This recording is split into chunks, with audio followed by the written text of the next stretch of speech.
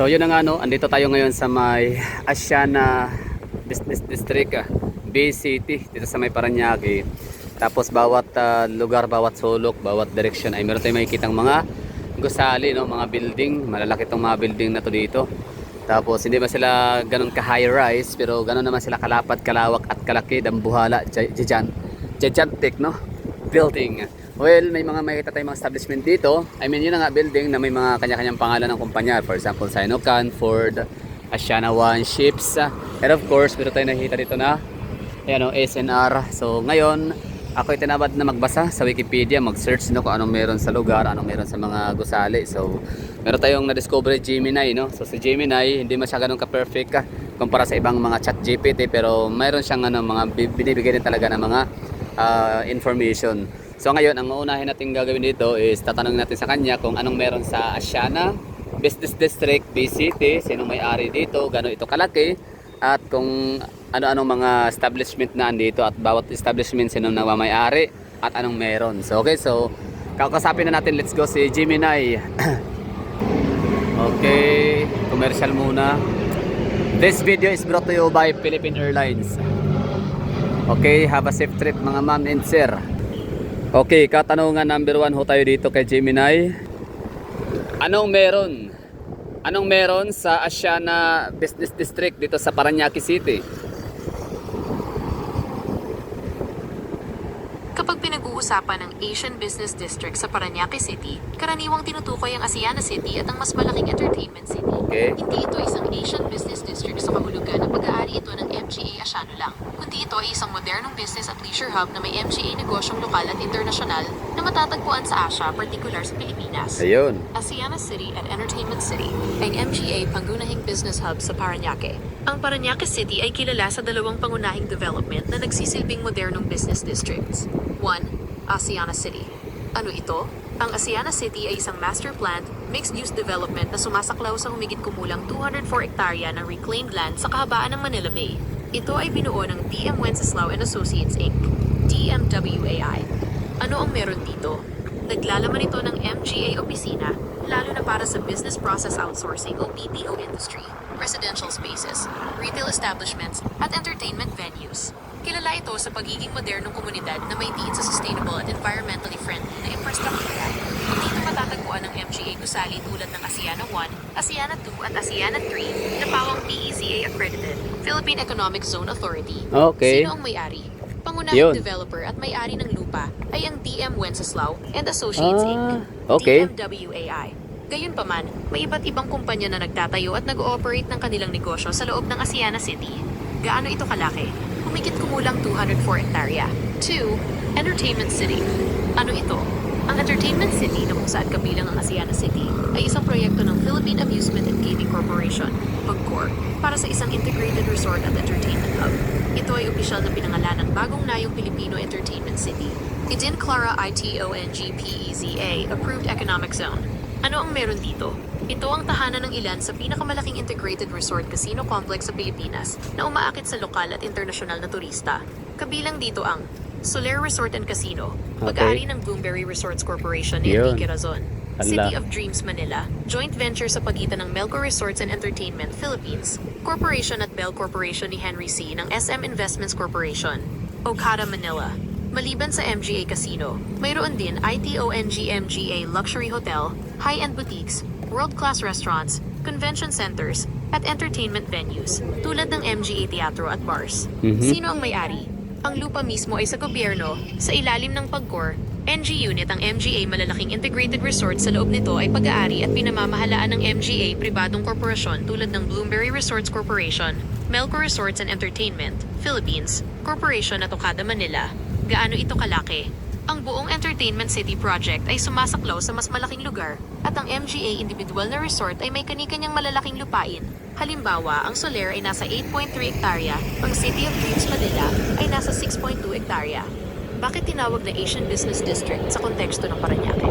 Kahit na hindi ito eksaktong Asian Business District na pag-aari lang ng MGA Asiano, ang terminong ito ay maaaring ginagamit dahil sa MGA sumusunod. Lokasyon.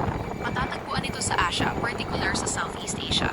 Target market investors. Malaki ang target market at investments nito mula sa iba't ibang bansa sa Asia at pati na rin sa ibang panig ng mundo, lalo na sa gaming at tourism sector. Modernong pag-unlad, sumasalamin ito sa mabilis na pag-unlad ng ekonomiya at infrastruktura na nakikita sa iba pang Asian tiger economies o emerging markets sa Asia. Sa madaling salita, ang Parañaque City ay may lumalaking at moderno na business district sa pamamagitan ng Asiana City at Entertainment City na nag-host ng iba't ibang negosyo mula sa iba't ibang sektor. May iba ka pa bang tanong tungkol sa MGA Business District sa Parañaque o sa ibang lugar? Ano ang siyang pinakamalaking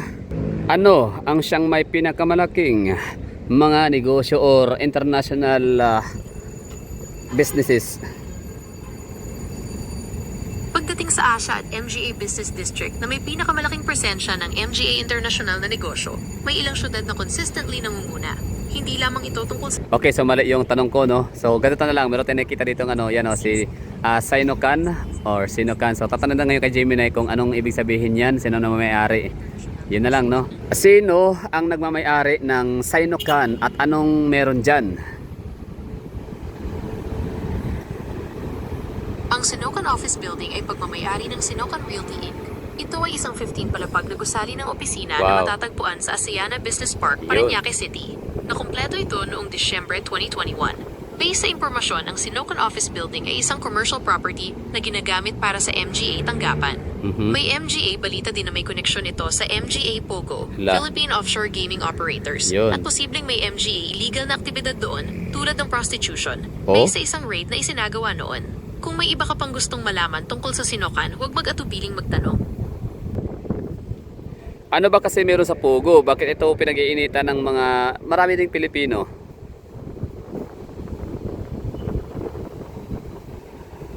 Ang Philippine Offshore Gaming Operators, POGOS, ay MGA online gambling company na nakabase sa Pilipinas. NG Unit, ang kanilang MGA serbisyo ay para sa MGA customer na nasa labas ng bansa. Yun. Karamihan sa kanilang MGA kliyente ay MGA Chinese national Okay. dahil illegal ang syugal sa China. Ayun. Maraming Pilipino ang nag-iisip tungkol sa POGO dahil sa MGA sumusunod na dahilan.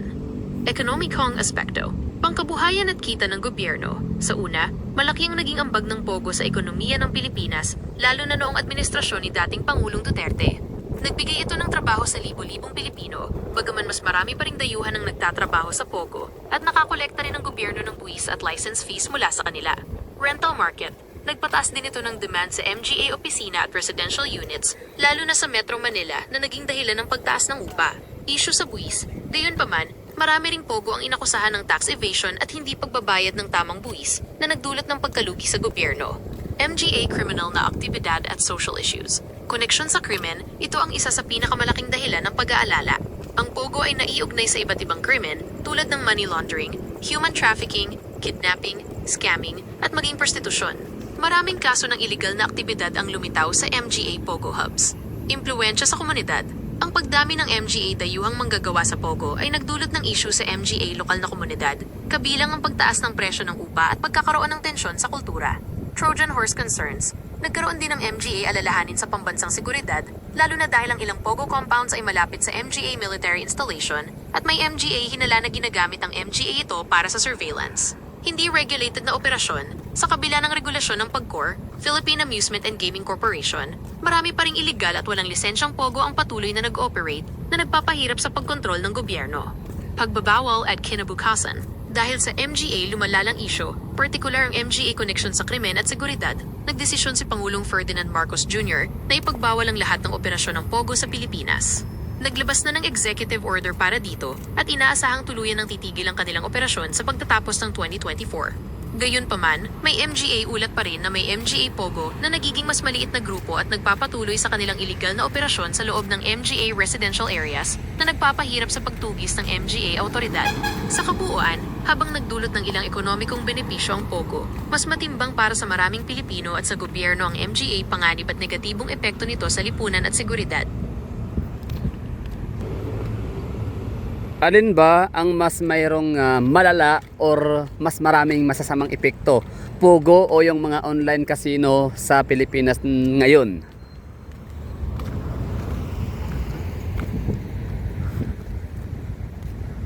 Para sagutin ang tanong mo, kailangan nating linawin ang pagkakaiba ng POGO at online casinos na legal sa Pilipinas, at pag-usapan din ang illegal na online gambling.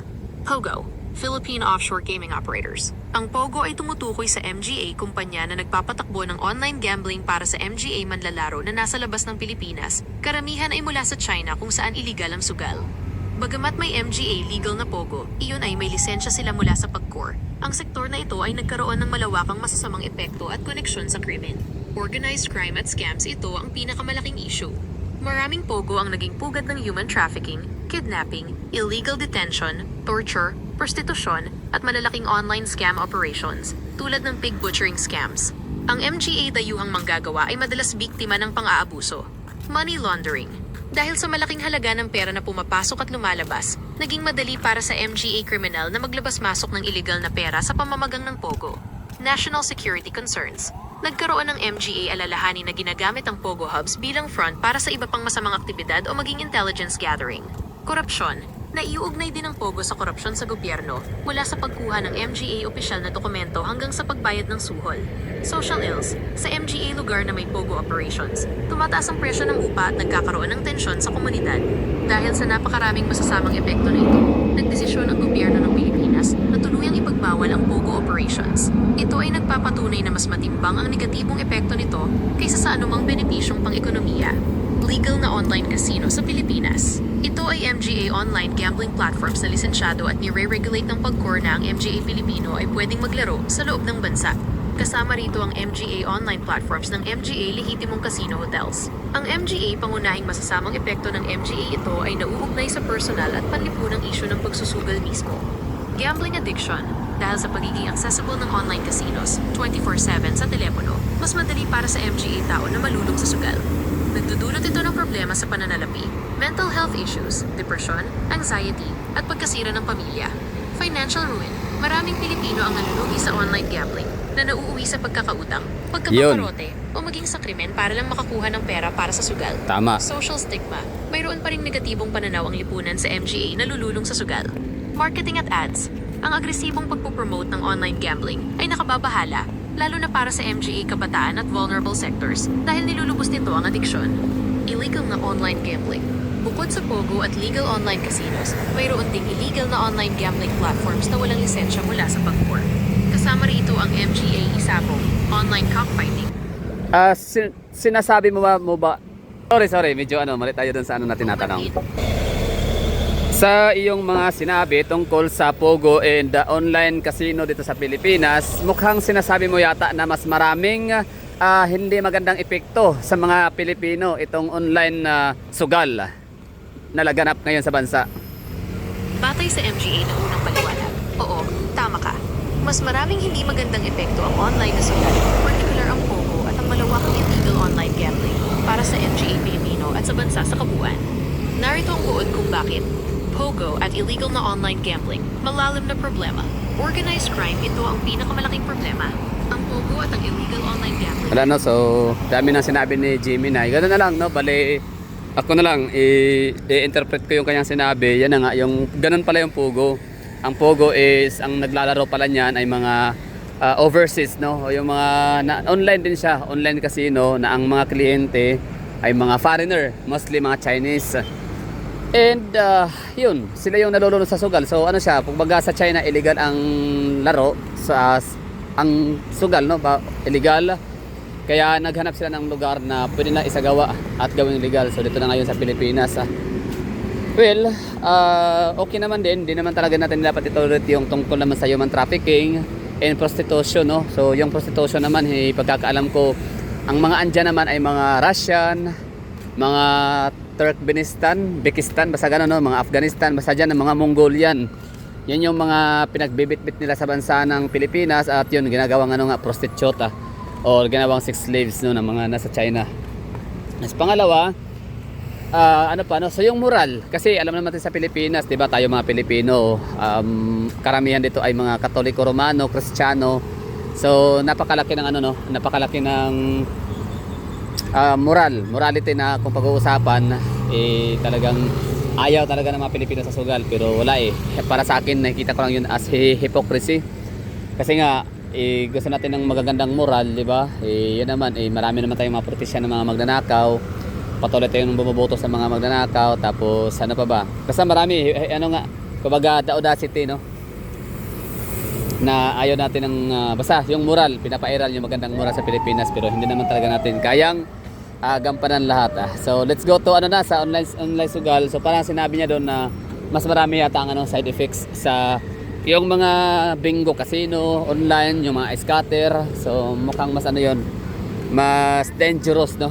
Mas marami siyang side effect o hindi magandang epektong maidudulot sa ating mga kapwa Pilipino, mga kababayan natin. Kasi nga pansin ko talaga pinakamaraming na-addict diyan ay mga mahihirap lang din naman, mga padre de pamilya. So yun, no? Ano ba sa tingin nyo? Ano bang pinakamagandang I mean, yes, hindi maganda ang Pogo rin pala kasi nga ginagamit siyang as front para sa mga illegal na gawain, yun na nga, prostitution, human trafficking. Okay? And sa naman, online casino, mas malala yun talaga kasi direct affected ang direct na affected yung mga kababayan nating mga mahihirap.